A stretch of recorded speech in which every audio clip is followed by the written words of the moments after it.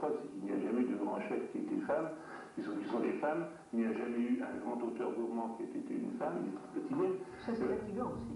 C'est très fatigant aussi, je veux bien le voir, mais...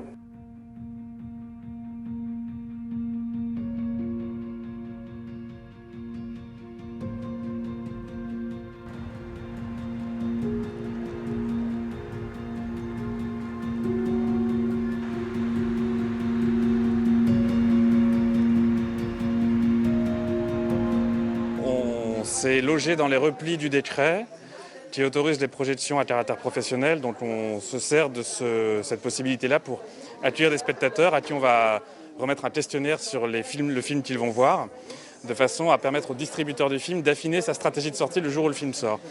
C'est pas une entourloupe, comme dirait Binoche, mais c'est une astuce. On appelle ça une projection test, oui, ou une projection essai, appelons ça comme on veut, mais c'est un peu comme ça qu'on a conçu l'affaire.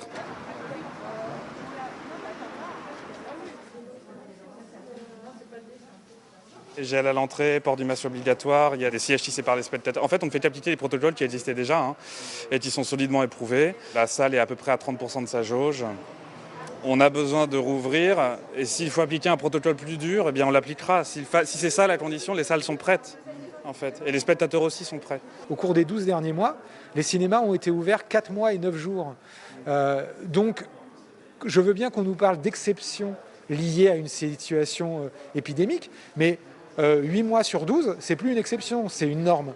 Donc à partir du moment où c'est une norme, il faut qu'on invente comment on vit avec cette norme.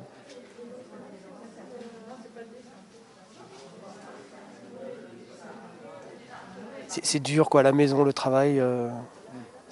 On a besoin de ces moments d'aération, que ce soit les restaurants ou les lieux de culture comme le cinéma.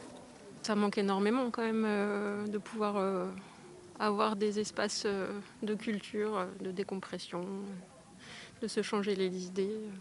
On arrive à prendre des dispositions qui sont tout à fait conformes avec les règles, la réglementation. Les gens sont très très disciplinés, il n'y a pas de problème. C'est un grand bonheur de retrouver le cinéma, pour moi qui viens très souvent, et j'ai pas été déçue. Ça paraît complètement illogique de fermer des salles de cinéma où on peut respecter la distanciation et de laisser les gens aller dans des hypermarchés ou dans des transports en commun où ils sont les uns sur les autres.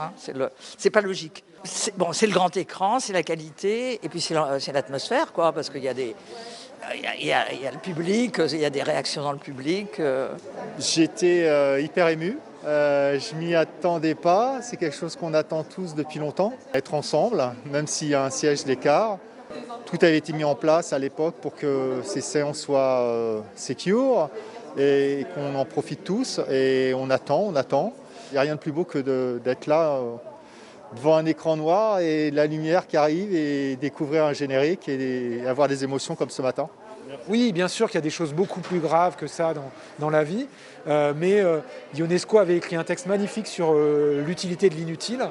On est ça, on n'est pas essentiel, on est inutile, mais qu'est-ce que c'est utile d'être là ?